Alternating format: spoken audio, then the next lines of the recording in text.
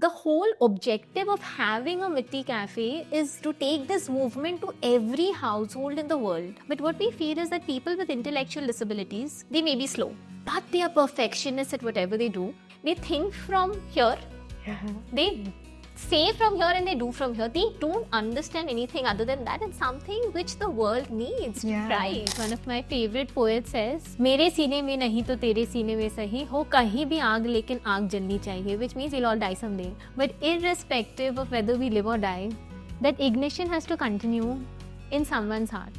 Do that one bit for that one person. Inspire just that one more person to join Wagon, and the world will change for what it should be. And the magic to do that lies in each one. And that's what we innately believe at Mitti Cafe.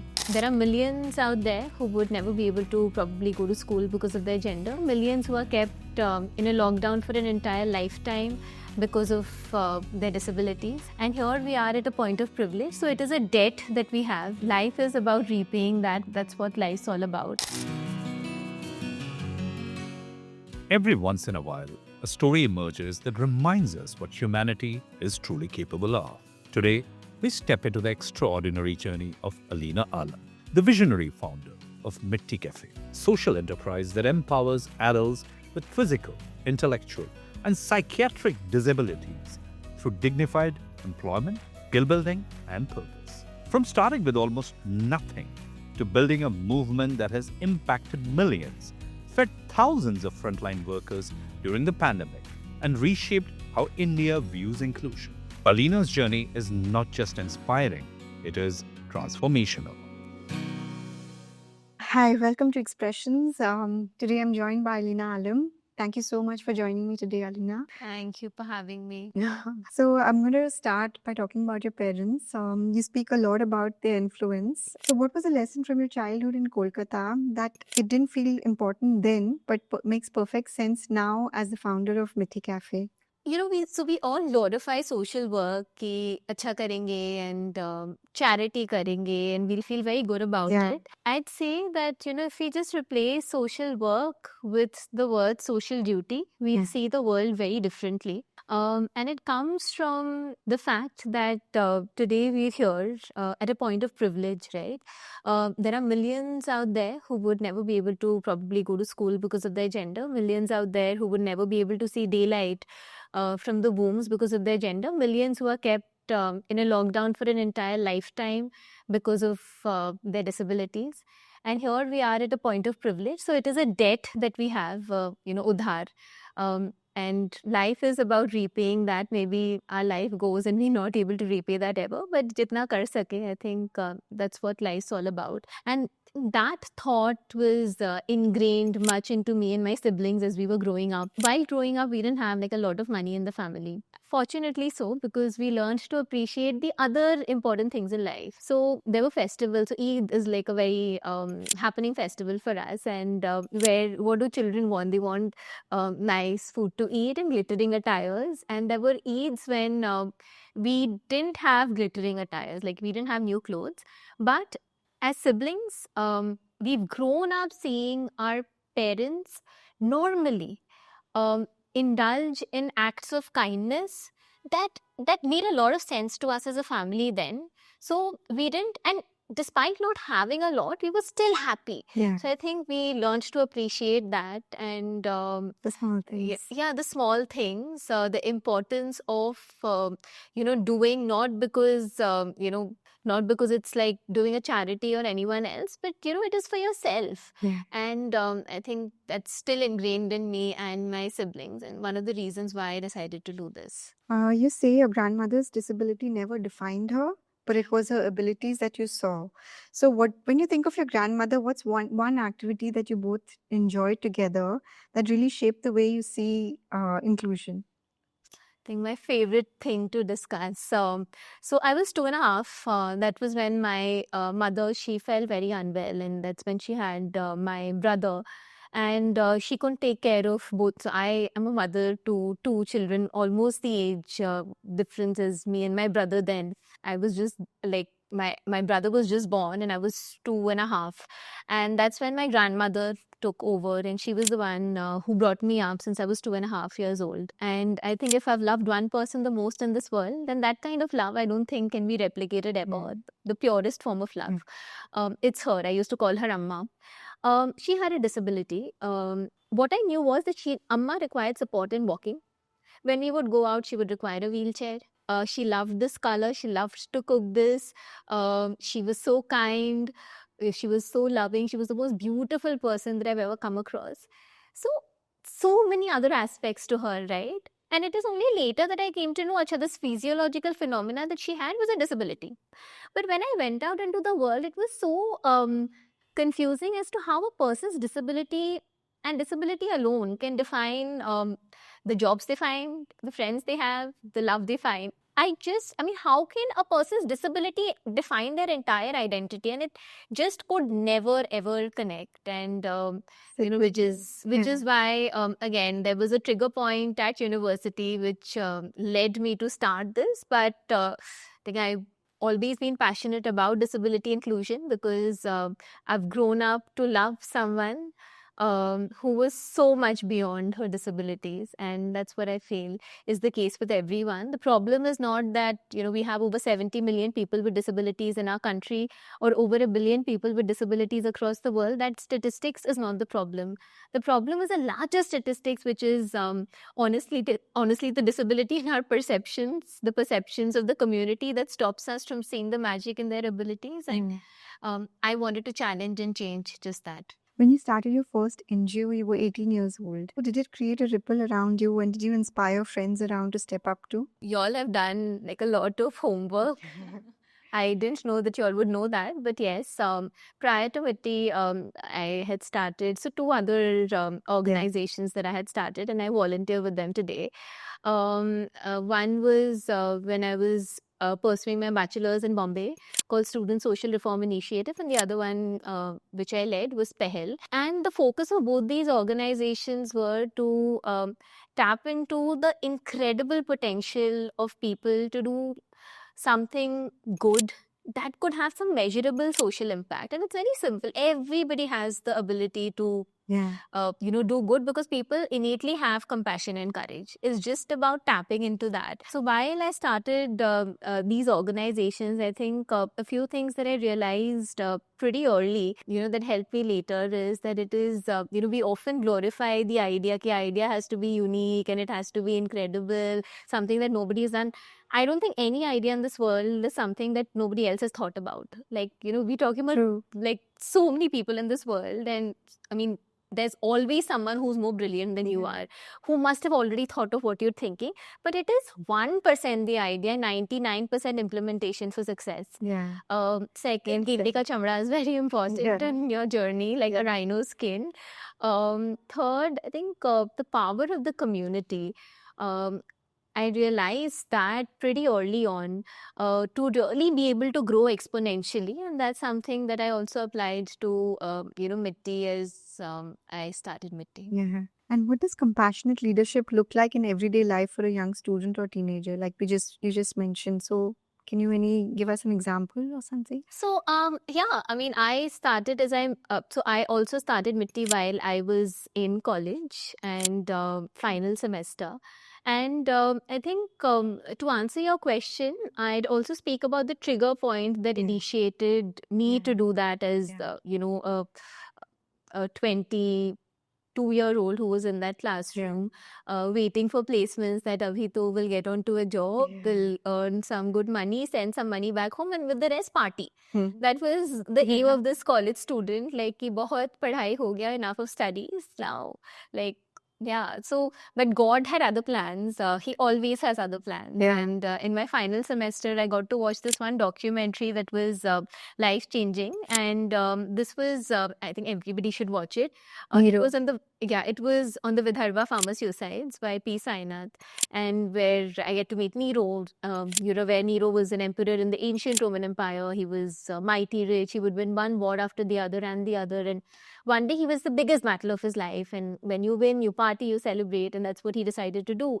And he invited the who's who of Tinseltown, kings and queens, princes and princesses from 7 kingdoms. And as evening befell, he said, "We need some lights to make the party happening and rocking." So he decided to burn kachada waste to generate light. And at that point of time, he decided to burn the prisoners of war and the poor people who were captured, who he considered not more than waste.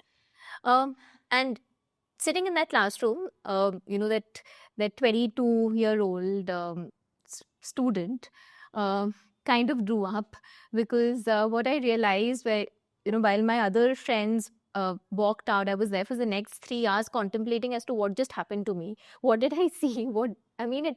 It was just too intense for me to absorb all of that. But I think one very simple thing came to light then, that the problem was not Nero at all. The problem was not him, because you could equate Nero with atrocities, injustice, discrimination, all the not so nice things that exist in this world that will always exist. But the problem was Nero's guests, something that we see in the world even today, as to how thousands of people who came as guests, they were singing, dancing, drinking, when fellow human beings suffered, asked for help, died. And I realized at that point of time that I was one of Nero's guests. That is, if you feel something about anything, and if you're not willing to take action, then you've taken a side, and unfortunately that side is that of the oppressor. And I decided that I can't continue to be one of Nero's guests. Again, did not sit for college placements then, thankfully. Started volunteering with organizations, which I think every person who is wanting to explore some side to themselves, and if there are so many things that one can do and contribute to the society, and that can also be sustainable, scalable. But I think for me, the volunteership was very, very useful when I started volunteering with these organizations that work in the disability inclusion space. And I encourage anyone who wants to start to volunteer with someone. And which is when I realized that, the problem is not that child's belief, that the problem was not Amma, the problem was not my grandmother and her disability. Like, it was our perception. And, so I'm a mother to 2 kids. And generally when we conceive, we say that healthy bacha chahiye. What does healthy bacha mean? Without a disability, right? But the problem is not that there are, over 1 billion people with disabilities across the world and over 7 crore people with disabilities in India. Problem is, like we just discussed, that the largest statistics, which is the disability and the perceptions of the community, that stops us from seeing the magic in their abilities. And I wanted to challenge and change that. Thank you for sharing that. I mean, it's really nice to hear about the Emperor Nero thing, which I didn't know about, and I'm glad you felt so strongly about it. Can you tell us a story that brought you to this specific career path? I mean, is there anything behind this, and how did you develop the concept of Mitti Cafe, and why did you choose the name? So I did speak about, of course, it was because I was brought up by somebody who had a disability, but she was a million other things. The trigger point was definitely, I can't wait anymore, was that documentary that, called Nero's Guests, that everybody should 100% watch. But also, I think, while I started my journey, I started Mitti with zero startup capital. So a lot of entrepreneurs, social entrepreneurs, we feel that, how do they start? When do they start? And, what if you don't have anything? And I think that was exactly from where we start. I started Mitti's journey. I had zero startup capital, multiple rejections. I did not even know what CapEx and OpEx means. And, at that point of time, I think one thing that I realized very early on, actually a couple of things, but in retrospect, I think one thing that really stands out is, I think scarcity it was the best thing that I could have at that point of time. Because scarcity leads to creativity. Yeah. When you have nothing to lose also. So creativity, leech-like attitude, Yeah. shamelessness, Yeah. desperation. So Yeah. if anybody tells you don't be a despo in life, I would say please be a despo in life. And I was all of that. Very Mitti nice. as an idea was rejected at every incubation center. Incubation centers are basically these organizations that see that you survive through the initial years. So Mitti as an idea was rejected everywhere. So which is when I shifted to Hubli in North Karnataka, because Deshpande Foundation, again, lovely organization, they said that money is something that they can't give. Networks they will see, but what they can give is what I might need. And I said, what? And they said that they have go down with a disclaimer that it's full of generations of rats. Would you want to make that into your first cafe? And I shifted Boria Bistar and I went to Hubli, which is in North Karnataka, much to the scare and dismay of my parents Yeah. in Calcutta, because they were hoping that I would come back after so many years. So, and when I went there, as I mentioned, I didn't have money. So what did I do? I went from door to door, house to house, shop to shop, asking the community to join the movement of inclusion, because the movement of inclusion doesn't belong to just one person. It can never. Right? Inclusion is something that affects everyone, and everyone has the potential to participate in that movement. So when I went from door to door, shop to shop, asking people to join this movement, I didn't ask them for money. I said, let's set up the first cafe together. So 90% of our equipments, right from the spoon, second-hand oven, second-hand fridge, tissue papers, were all donated by people I didn't know, by absolute strangers, by the community. The vegetable vendors came to know that I didn't even go to them, and they came to know that there's this mad girl, going from shop to shop, house to house, doing this, and they got vegetable baskets that turned into our lampshades. So our first cafe kitchen was that dilapidated tin shed, which the student community, I promised them samosa chai once we started making money, and they helped me clean it. So we did it together. The community helped me set up my first cafe. Our first cafe was basically the kitchen was that tin shed. The front Taj, and I still have that picture, very close to me, was this table and an umbrella. Tea labeled as tea, like I cut out this paper from an exercise book, sellotape also borrowed from someone, and then stuck on that tea flask. So that is where and open air. So that was our first cafe. And since then, by God's grace and with the incredible power of the community, Mitti is a community-driven model. Honestly, I just started it. Everything else has worked out because of the compassion and courage that I keep mentioning exists within people. From that small table and an umbrella, today we are the world's largest chain of cafes to be completely managed by adults with physical, intellectual, and psychiatric disabilities. And we're all and 56 plus, which is amazing. 72. It's amazing. Thank you for sharing. So at Mitti Cafe, you've made the inclusion of people with special needs in the workplace your main objective, right?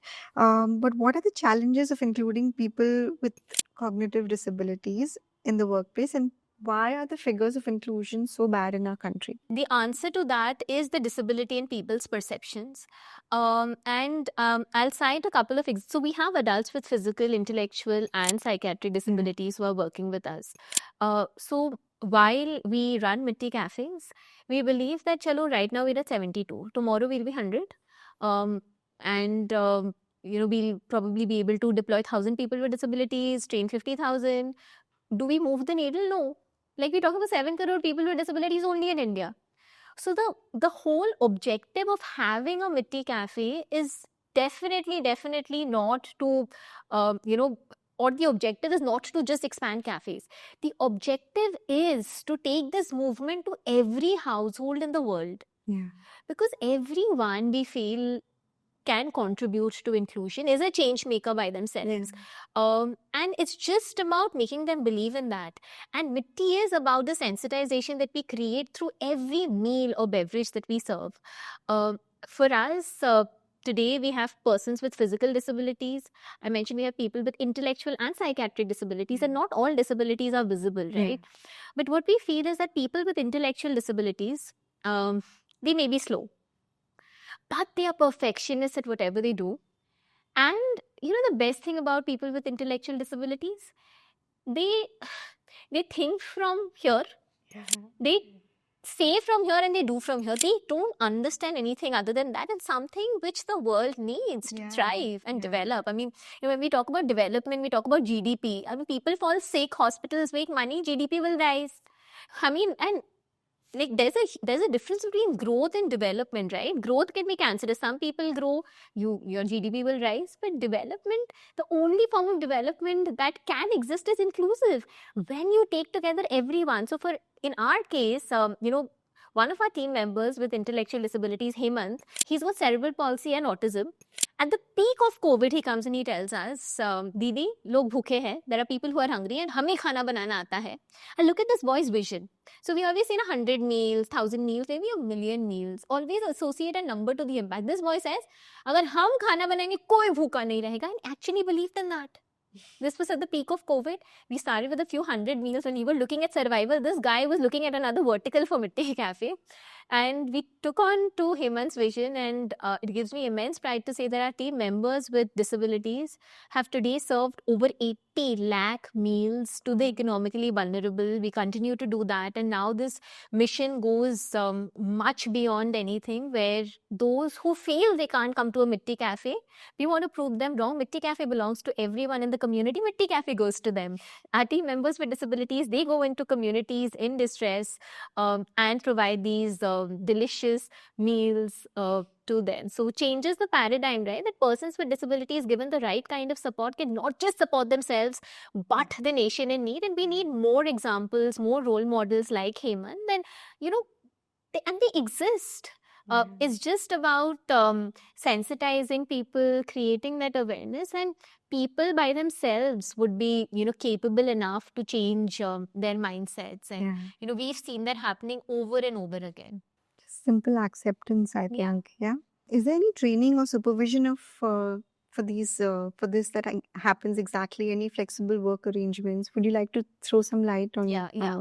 We do have our experiential training program at Mitti. So, for example, our model works in a way that if we have a Mitti Cafe, while there are X number of people who are employed, we always have additional number of people who are trained year on year, and they are either placed at a future Mitti Cafe, and a majority of them are placed with other organizations. So we have hotels hiring from us, we have F&B players hiring from us, we have retail players hiring from us, we have airports hiring from us. So as a mission, wherever we go, that's just the germinating seed. We ensure that other competing vendors also hire.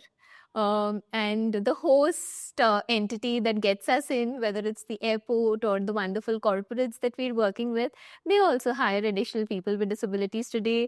At the Supreme Court of India, so Mitti is currently present inside the Supreme Court and the Rashtrapati Bhavan. We've seen additional hiring there as well. And, again, being at places like the Supreme Court with, with judges having the power to pass the kind of judgments that could, change the lives of so many people. I think our team members with disabilities there have done their Great part. pride, They've done their part, and they are our change makers in the forefront. Honestly, I go to Mitti Cafe to eat. Rest of the amazing work is done by the incredible team on the field. And did this journey push you to learn things like sign language, new ways of communicating? Something would you like to share? Absolutely. So, usually we have a misconception that verbal communication is the only way to communicate. I mean, we are in this country with such diverse cultures, so many languages. I refuse to believe that, if I'm in Karnataka or if I'm in Telangana or any other place, I wouldn't be able to communicate with someone only because I don't know their language. Of course, there is always a potential to learn. So, like, I think basics can brighten up anybody's day. So, if you're in Telangana and Miru Bagunnara, so I think it's the little initiatives that matter a lot. Also, when you talk about sign language, that is also like, a language that is used by so many people. Yes, And absolutely. something that everybody should learn. In fact, I walked into one of our cafes the other day, and I look at this customer, and he's actually, he's interacting with Shiv Leela. She's one of our candidates with hearing and speech impairment, and she rips up the best charts ever. So he's like this, and he's constantly doing this and this, and I was just standing. I didn't want to interrupt them, and then later I asked our cashier Honappa that what was just happening, because Shiv Leela was super busy, so I didn't want to disturb her. And he's like, oh, as if like, oh, this. So the customer was saying he wants less onion. You can understand. But oh, I'm sorry, like which is so. I mean, if one wants to communicate, Yeah. it is just about the intention, Yeah. and the possibilities are immense. Yeah. And what biases narratives still exist that continue leaving people with a disability without these opportunities? And what can we do to shift these narratives so that more companies recognize the talent and untapped potential of in this community? Usually people think that if it is a person with disability, and I'm not saying that they are bad people to think that way. Yeah. It is important to create that awareness, and that's why we exist. So you may have a question that if there's somebody with a hearing and speech impairment, how would we be able to communicate? If there's somebody with an intellectual disability, would they get angry very often? Yeah. Would there be panic attacks? Would there be anxiety attacks? Or if it's a person with without limbs, what will that person do? Or if it's a person on a wheelchair, or if it's a person with multiple sclerosis, they may they don't even have control over their bowel movement. So how would they work? How would we work with them? And there are answers to all of these, right? And demonstrable examples that we have at Mitti Cafes, where while our first employee, she came in crawling for the interview because at that point of time she couldn't afford a wheelchair. Her hand would shake, and if you would even give her like a cup of coffee, her hands would shake and it would fall. Today, a lot of things biology cannot explain. Today she sits on her wheelchair that she bought with her own salary and manages 10 other people with disability. She's the manager for our first cafe. Her name is Kirti. Another incredible example that I can think of is Bhairappa. So Bhairappa had dwarfism, motor disability, and mild intellectual disability. And so when he came in, we came to know that he was rejected at 80 plus jobs. It is post then that we got lucky with him. When he came in, he did not know the concept of wearing slippers or even brushing his teeth. Today, Bhairappa, if you go to the Bangalore International Airport, do say a hi to him. So he is currently the team lead. And this boy has never gone to school, but he's been with us for 8 years. Today, he's the team lead at Bangalore International Airport. And he told me something very painful one day. He tells me that in his village, when he was born, his mother passed away. And he was this baby, Bhairappa, was labeled as a child of ill omen. The reason for his mother passing away. Imagine, like, I have my own children. Imagine, like, how needy a child is, and mother passes away.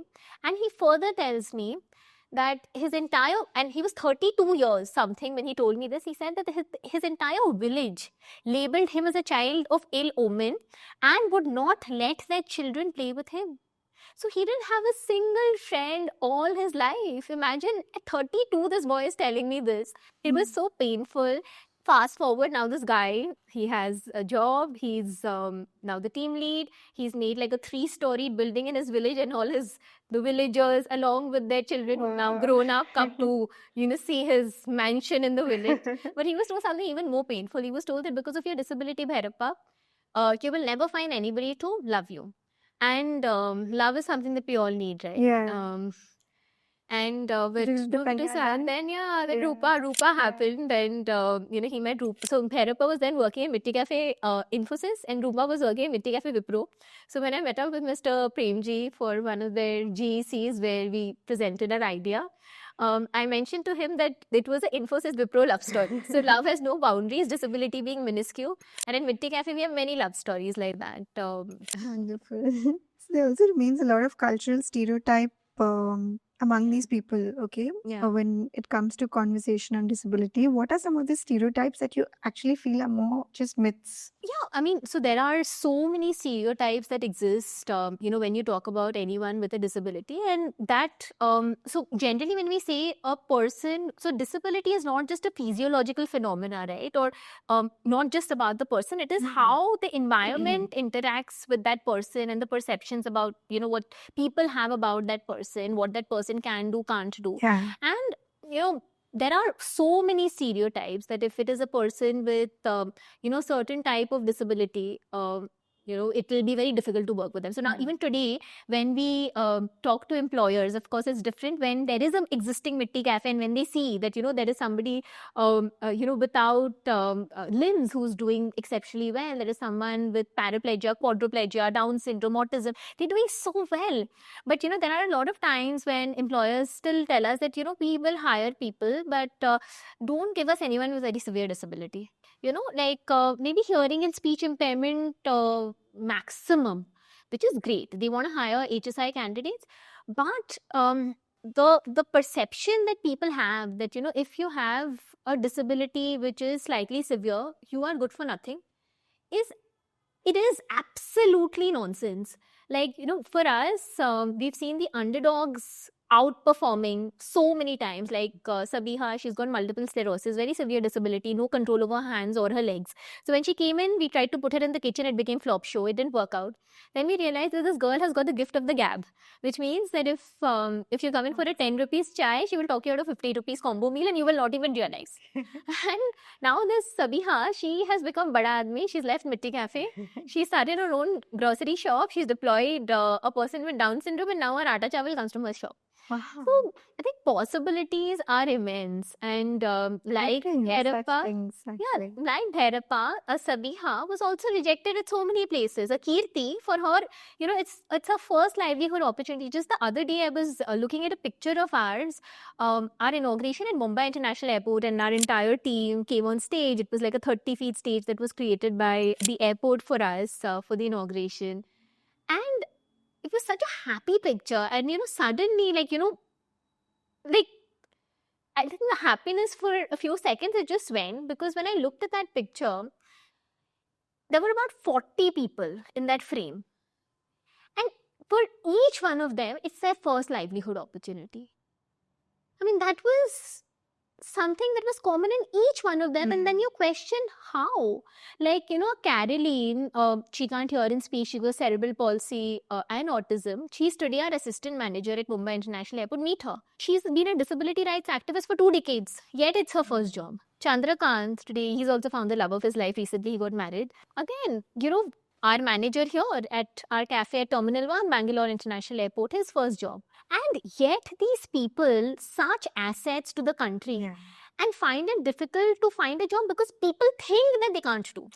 And that's the perception that needs to change. Yeah, I'm sure it will. You're doing a great job there. Do you think society gets confused between sympathy and empathy? From your experience, which one truly helps and which one actually harms? For the longest time, what we've seen is that, persons with disabilities, they've been kept in the back. So there are organizations that I'd say who've been doing incredible work. I was inspired by such organizations when I started my journey volunteering with them, and they're doing fantastic work.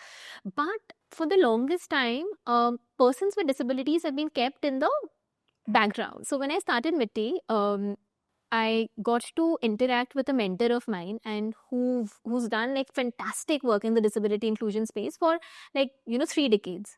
And this was a time when Mitti had just started. So, one would look up to that person, right? And, I went to him for advice, and sir, how do I take this forward? Any mentee would do. And there's an advice that he gave me. So he said that, Aleena, for your first cafe, take in people who are presentable, who look good. And I was stumped, and I kept asking him questions. What does it mean by looking good?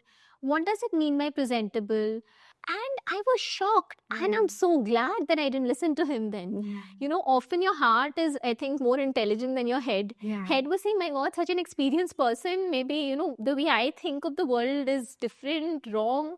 Heart saying, what nonsense is this? And glad I did. Our first employee was someone who probably, if he would have been sitting on the other side, I don't think Kirti would have been our first employee. But she's the most incredible lady that, we've met. And I don't think Mitti's story would have been Mitti's story if not for Kirti. And that's exactly, what we replicate through our cafes. And it is these stories of inclusion that make Mitti what it is, whether it is Kirti's, whether it is Lakshmi, single mother of 2 children, only earning member of her family. She can't hear or speak. Her husband left her. And, one day she looked at this newspaper clipping which said, World Tour. So she asked somebody what is, in sign language, what is World Tour? and she understood what world tour is. So now she has a mission, very clear in life, that now she is working. Both her children are studying, single mother. Tomorrow they will have to take her, and three of them, along with her mother, uh, will go on World a world tour. And like that, there are so many incredible examples. And I think every one of those people who are working at Mitti Cafe are not beneficiaries. I think that's the most degraded thing that you can do, by saying that they are benefiting through us. No, they are absolutely important, equal stakeholders in this. Today I think I'm the most useless person at Mitti. I do all these fun things, whereas our real heroes, imagine, like, they've been able to serve over 20 million times, that is over 2 crore times. They've had the opportunity to create awareness about inclusion with every meal or beverage that they serve. That is a bahana. The main thing is this, and that's all done by our change makers in the forefront. So I think sympathy is something that we should just throw out. And empathy, whether it is for a person with disability, whether it is for somebody who's been abandoned by their children after years of taking care, whether it is for someone living in a tribal area, whether it is for someone who's a single woman, an acid attack survivor, I think it is for everyone. It cannot be selective. And empathy is something that is the inward, and believing that people are equal stakeholders is the way to go forward. Absolutely, well said. Do you see a difference between how disability is perceived in India and how it is perceived in other countries like US, Europe? And do you believe that people in India who have these disabilities suffer the same type of discrimination in employment and in everyday life like in other countries? What are your thoughts? Infrastructurally, there are countries which are better than us, and we are getting there, and there are wonderful initiatives across the country, some of them which my friends are also doing, whether it is their mission to make our country accessible, or changing perceptions like we're doing at Mitti Cafe. I think people have started recognizing that there is a problem, which is a very important thing, right? I mean, earlier, this wasn't even a problem. If you even do a basic survey, a person with disability will ever work or can ever work. Forget about, contributing to the economy, contributing to the country. I think that mindset doesn't exist, and that has to exist. And because honestly, we've seen in multiple, like recently, our country, the blind women's cricket team, they got us the World Cup. The amount of hard work, can you imagine, like with visual impairment, they tracking the ball, the kind of concentration, they've put in their heart and soul into this, and they've proved this magic. And like them, and nobody knew about them before the World Cup. Even while they were playing matches, which is like a fantastic thing. But imagine these young girls, and one of them said that she would, because along with disability, a lot of times what happens is that because of inaccessible infrastructure, you don't get to or inaccessible attitudes, you don't get education, poverty, so you enter into that cycle. And the captain actually mentioned that she would scourge for food that from the waste that others would throw, so that the family could feed themselves. It was so painful to hear, but that is the reality of so many people in our country. And I think realizing and acknowledging that is the first step. Learning from the best practices that other countries have is also very important. But I'd want to mention that even in our country, there are leaders with disabilities. There are leaders who are working towards disability inclusion, who are doing phenomenal work. And it just has to be replicated. The right kind of resources have to be provided so that these initiatives scale, and the country will change for what it should be. And as I always say, that accessibility, inclusion is not a privilege. It is every individual's birthright. One just needs to, I think, as individuals in this community and collectively, we need to believe in that and contribute our bit towards it. How are things going today? How did grit and resilience lead to your eventful success at Mitti Cafe? See, I've always, and as I mentioned in the very beginning, that a couple of things have worked out very well for me. Yeah. One is that I have never glorified the idea. Like, it can be the simplest of things, and it could bring about a huge impact. And Mitti, what is it? It's a cafe run by wonderful adults with disabilities, generating livelihoods, more importantly, creating awareness, which is the key. And for us as a team, it's always been about implementation and implementation alone. 99% implementation, 1% the idea for success. Second, rhino skin, very, very important in your journey, because while I started, I was rejected at every incubation center across the country, Mitti as an idea. But today, I think because the heart really superseded the head a lot of times, that's why we are where we are. Also, the power of the community. I cannot emphasize. I think that is the key. There is enough and more compassion and courage that exists within people. One just needs to tap that to grow exponentially. The ownership of your team. So today, if you walk into a Mitti Cafe, I don't think anybody would say that, oh, who's the owner, and they'll take my name. It's ingrained into them that they own it, because they do. Just imagine if, someone, like one of them is not there, Mitti Cafe would not be the same. So I think that participatory approach to development, and knowing that, we always get into diagnosis mode. That, if it is a village, or if it is a area, a slum area, or if it is a particular community, whether, it is single women, whether it is acid attack survivors, whether it is persons with disabilities, whether it's children. So this would be the problem. But ask them. I think people are capable they know what their problem is, and they are capable enough to devise their own solutions and be a part of the solution. That's the only way an idea can be sustainable. And that's like a first thing of a successful leader, I think. I mean, you really, really nailed it, I think. A participatory approach is the key, and I think that's what happens so when people ask us that how have you been able to scale? And I just say that, dude, like, it's only because of the people on the field, and and the community at large. So when we say Mitti Cafe magic of abilities, it's not just our team members with disabilities. No, it's every person who walks into a Mitti Cafe who can bring about a difference. Wonderful. And what is your favorite dish from Mitti Cafe? Is it coffee, something else? What do you prefer? Everything from Mitti Cafe. But the kullad chai, I think that's incredible. And even the kullars are made by our team members with disabilities. That's a very Calcutta thing also. It is. And it actually comes from Calcutta. Like, we get lakhs of them from Calcutta and made with a lot of love by our team. And again, very, very special for me. But sab kuch acha hai. You can try everything. Also, it's made with a lot of love. Absolutely, absolutely. I can feel it. So can you share a story about the funniest mistake you made when you were first starting, and what lesson you learned from that? So usually when, and I think this is a thing with every entrepreneur, they're always on the sales mode. Yeah. Pitch mode. You just have to show the good side. And of course, piche, there's like a lot that's happening, right? It's just a lot of challenges. So I think I have learned to be vulnerable the hard way.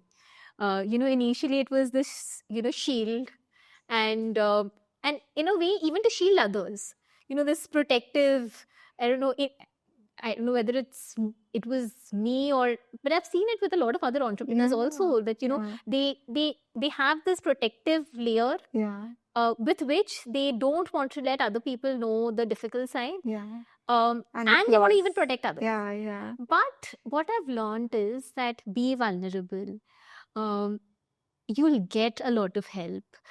You'll get people to become solution oriented, problem solvers. And in my journey, I've learned it, the hard way initially and I'll tell you, when COVID happened, all our cafes shut down. 13 cafes, all within corporates, and all in hibernation because of COVID. And we could raise some money, and we could send some, about some money back. And at that point of time, I remember we did a fundraiser on Milap, and right from 20 rupees to lakhs is what the community supported us with. I still remember that one note that somebody wrote on that Milap page saying that I've lost my job, but this is what I can do, and I will try to do more. And it just stuck so much with me. And, again, with COVID happening and all our cafes shutting down. So mentally, I was like, oh, like, I have to go on to savior mode. That there are so many people with disabilities out there, who've been working with Mitti Cafe, and they are, at least some support has to be given to them. And it was easy. Like, to get that support was easy. We sent money, we could raise money, we sent it back to their accounts. But you see, our problem started then. We started getting calls and calls and calls saying that we don't want money sitting at home.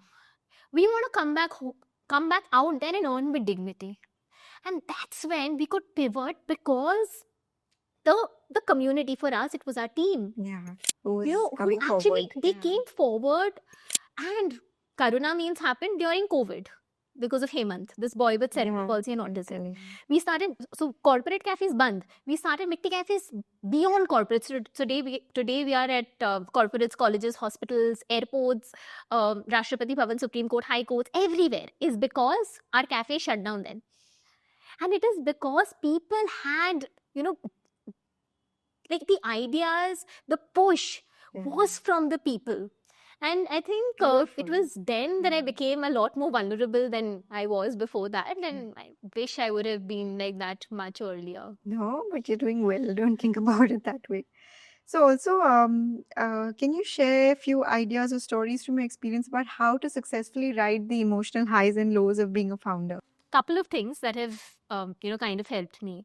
So while it is important to be thick-skinned in this journey, because it's going to be a lonely journey in the beginning, and your journey would get you a lot of amazing people who join you eventually, but initially akela hoga, and it's okay. So I think to remember that, and not to fear that loneliness or that scarcity, because that will bring out the predator, the best in you. I was just gonna say It that. will, When you're hungry, you would, yeah. I mean, you will do anything. Yeah. So I think that, as I mentioned, that led to desperation, leech-like attitude, shamelessness. I went from door to door house. So all the best assets developed when I had nothing, and you have nothing to lose, right? Also, if you have confidence, very good. But if you're like me, I'm naturally low on confidence. Like, a lot of people would find it difficult to wrap their heads around this, but I am naturally low on confidence. And for people like me, like even today, if there's something new, I'm like, abhi kya hoga, what next? And which is fine. So for people like me, and a lot of people will not tell you this, but I think I've learned it in my journey, that even if you are low on confidence, self-confidence utna nahi hai or nahi hai, but if you put in your 100%, tie your camel, given your everything, and if you have 100% faith, you will still make it. I think that magic formula has always worked. Never give up. And never give up. And I think also, I remember first day of Mitti Cafe when we started, nobody came. So literally no one came. Huh? So we waited for, we had, like, there were 3 people in the team, me and 2 others who I hired, 2 other lovely people, Kirti and one more person. And nobody came. We waited for an entire day, for hours. We waited, and then somebody came to buy, like, some samosas, so 100 rupees ho gaya tha in the cash box. And what was painful for me was not that, we didn't generate revenue that day, but the fact that 2 of our people, they were sitting there with hope. Yeah. And I remember putting in 500 rupees. I just sneakily, just put it, and I called my mother up and I said that, like, kichu hoi nahi, like, like, nobody came.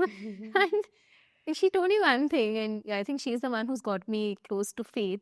She said that, hold on. He says that after every hardship comes ease. And it actually works.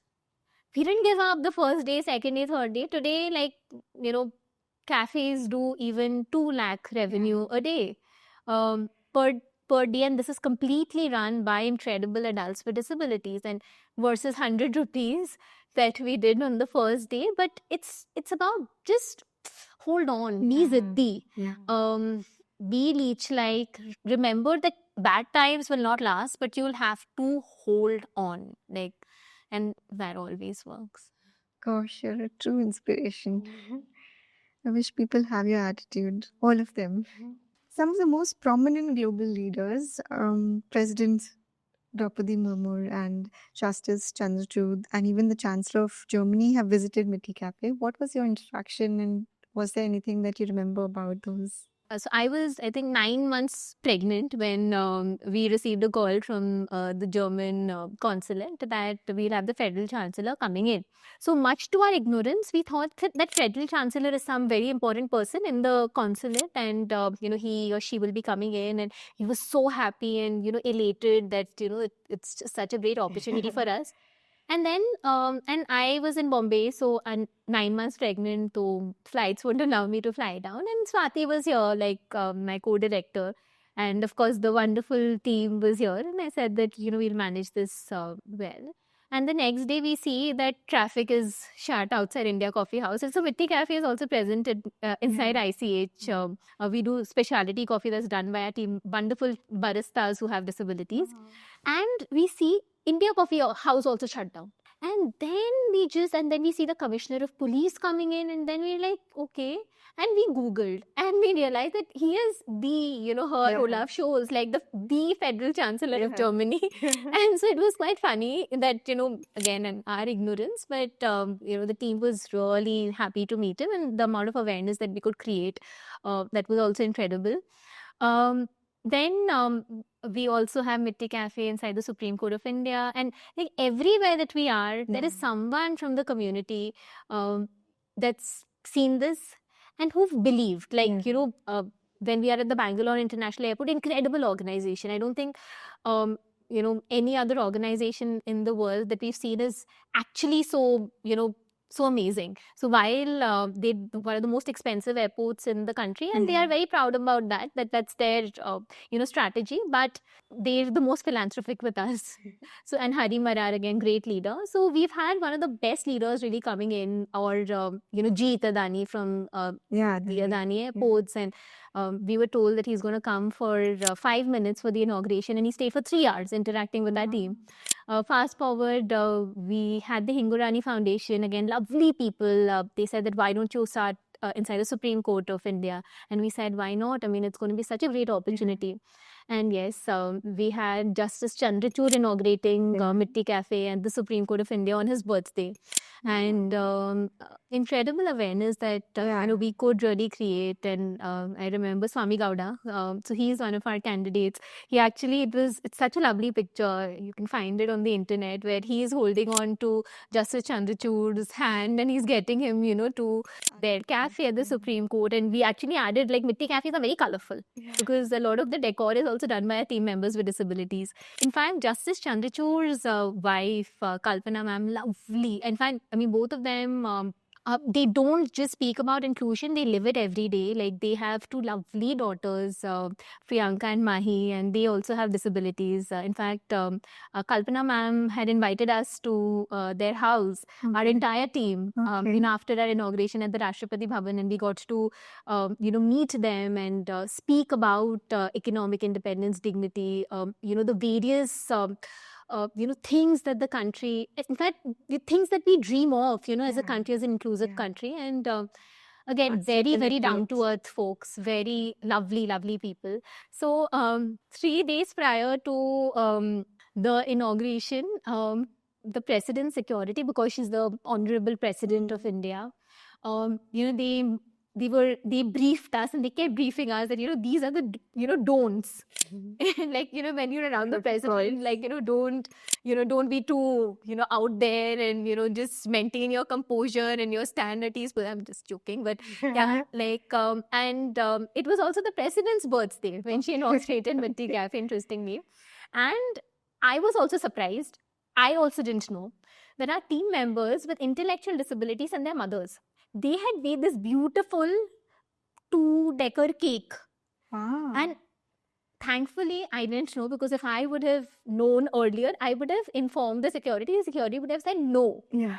This happened. So when, like, after I took the Honorable President, and she was so warm and, like, one of the most incredible leaders who really cares about people, very compassionate. So we took her in, we showed Mitti Cafe. When we came out, we saw that there was this cake. I was like, oh no, like I think the security is going to be so upset. But I said, I also didn't know.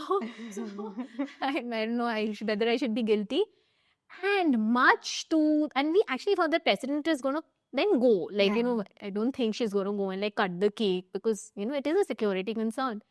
So she went, she cut the cake, she asked for 40 spoons, she fed every one of our team members with her own hands, and her security, but she's our president, and That is so good. she's one of the most amazing leaders that I have come across. And she's inaugurated another cafe at of ours at Rashtrapati Nilayam, which is her winter retreat, where she has a winter retreat. When she came in, so we were all standing there for like a photo op.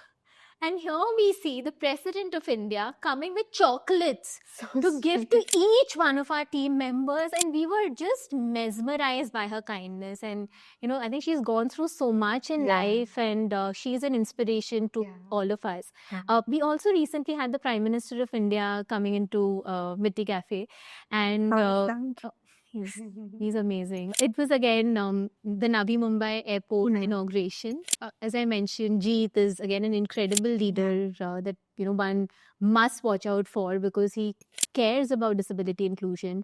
And from the day he saw us, like honestly, like we chased him for like a year before we got our first cafe. But after that, after the impact that he visibly saw, the 3 hours that he spent on the inauguration versus the 5 minutes that he was supposed to spend, like, I think it's been a different relationship. He actually called our team members for his wedding. And, all of us, they came with the card, and our entire team actually, went, and we had a gala time, like our team members at his wedding. So they wanted, Mitti to be showcased, because like all Adani airports would be having a Mitti Cafe.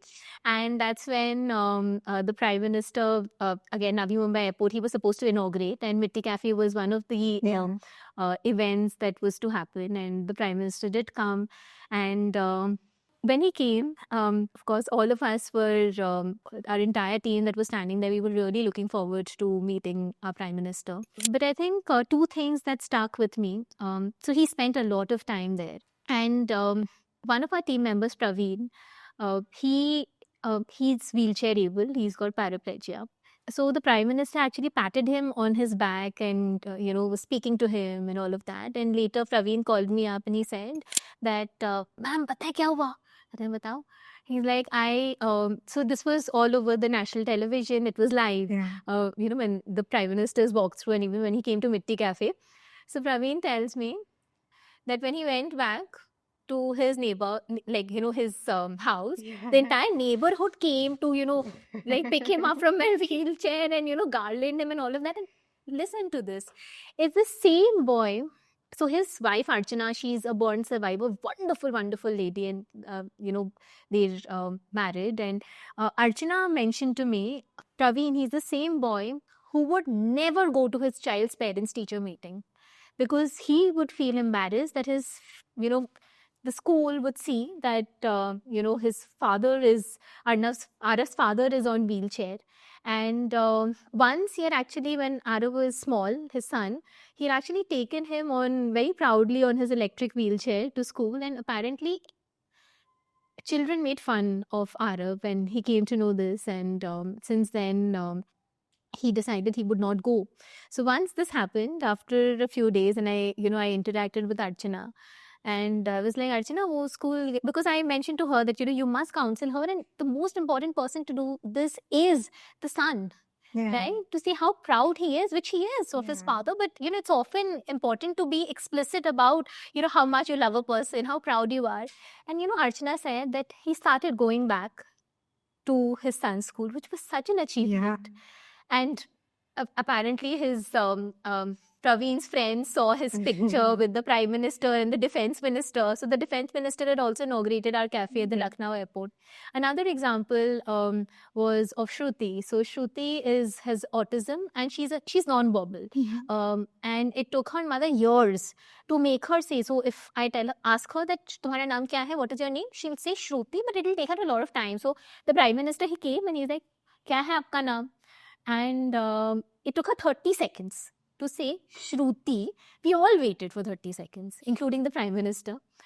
And the mother, Shruti's mother, called me and she said that nobody from their neighbors or their relatives would ever invite them because they would feel embarrassed. Nobody would talk to her. Nobody would even initiate to communicate with her. And आज Prime Minister ने बात किया. So I think these examples are very, very important when leaders absolutely endorse, embrace, showcase what everyone should do. And for us at Mitti Cafe, of course, it's the leaders and it's incredible, great. But it is the community that are equal leaders who come in every day and can change perceptions, make our team members' day, and just make a friend with disability. Refer just one person for that one opportunity, and you all are all change makers. Yeah. I was wondering, how do you get time to speak to so many of your, community members? Because you're a mother, I'm sure you have busy work, this thing also. I love doing. I think if you love something, I do it for myself. It's not about doing it for anyone. I think that's what I live. The stories that I've been fortunate to be a part of, or I have seen these living stories, I think like many other entrepreneurs, it just makes you more and more hungry. I think the joy is unexplained, right? And you can't ever give up. I think that's the best thing about what we do. And I think ecosystem is really important. When I started my journey, and like many other women entrepreneurs, I'm sure they've also faced this, where I went to people asking for support and they were like, right now you're just out of college, all energetic, hunky-dory, jumpy. What when you get married? What when you have a child? What will happen to our money? And I didn't have an answer to them then, but I have an answer to them now. Because I have 2 children and I have an incredible husband, Sadik, that I think after getting married to the right person, and having 2 lovely children, I think I've become so much stronger in every aspect of life and even so much stronger as an entrepreneur. We've only been able to scale. So I was 8 months pregnant when so there was an invitation from the United Nations for one of their events at Morocco, which was like a 36-hour journey from here to Morocco. And we went to the doctor for Fit to Fly. And the doctor was like, "Acha, deti hu." And she wrote, "I'm not fit to fly." And, I was so sad. And my husband and I, we went back home. And, for long, I was like, not myself. And he realized that the implicit, and he's like, "Alina, you want to go?" I think. And then yes. Go. Don't tell my parents, don't tell your parents, we will manage it. Not once did that man say that if you go, it's your work, your responsibility. He's like, we'll do this together. And that has been such a incredible push. And just wish every person has a husband like Sadik. And an ecosystem. Like today, Mitti is the larger family that I have. So just makes it much easier. And what is your suggestion or tips for families of children with disabilities who want to get their kids ready for employment? The families, the parents, the mothers of persons with disabilities, they are incredible. They do not need any tips.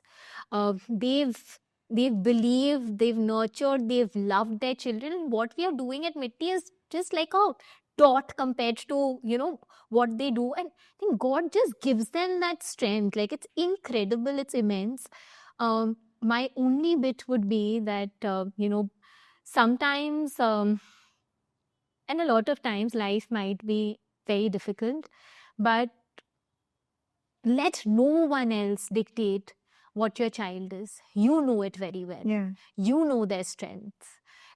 And we have so many examples. It's, our Bhairapats, our Shrutis, our Prachis, our Kirtis, to, really, our Hemants, to really prove that. And your child is equally special. And everyone, including your child, has the potential to do incredible things. And don't let the world define for you what incredible is. Even if it is putting that sticker, even if it is that namaste, even if it is saying, their name after years of struggle, great. And just, I think, cherish that. Congratulate yourself for being so amazing, because you all have been.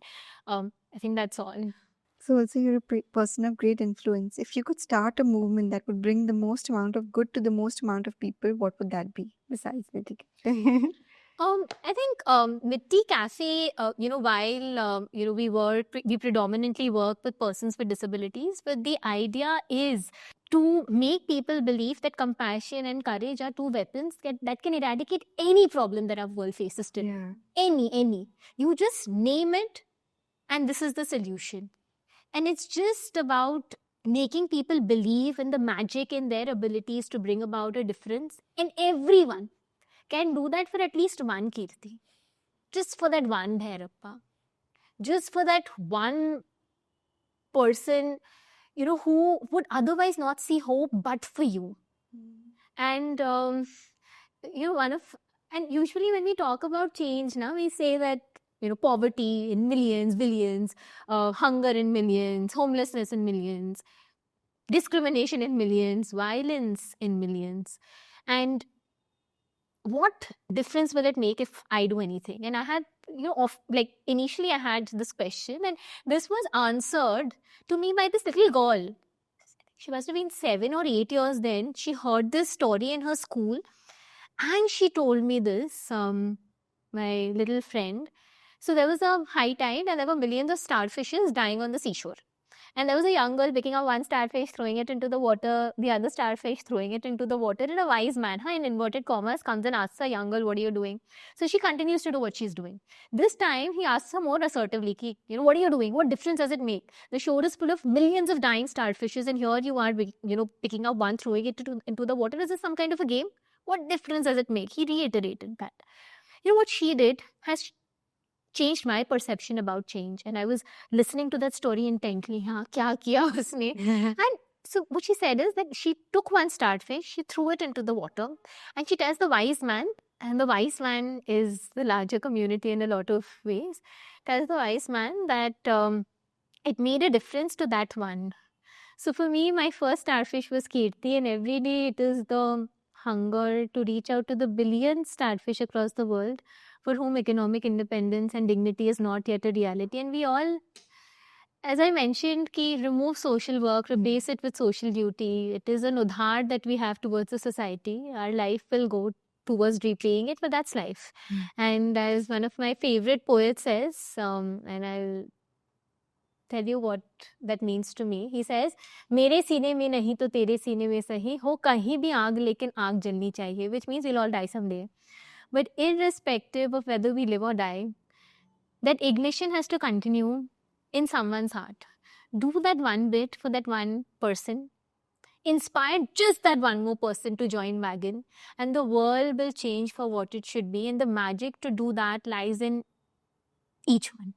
And that's what we innately believe at Mitti Cafe. Thank you, Alina. Thank you. I don't know. I mean, I'm speechless actually. I mean, I wish each and every person has your goodness and energy. Thank you so much. Thank you. Alina Alam reminds us that inclusion isn't charity, it's humanity. That ability is not defined by limitation, and that every human being deserves dignity, respect, and an opportunity to shine. Thank you for tuning in to the Expressions podcast.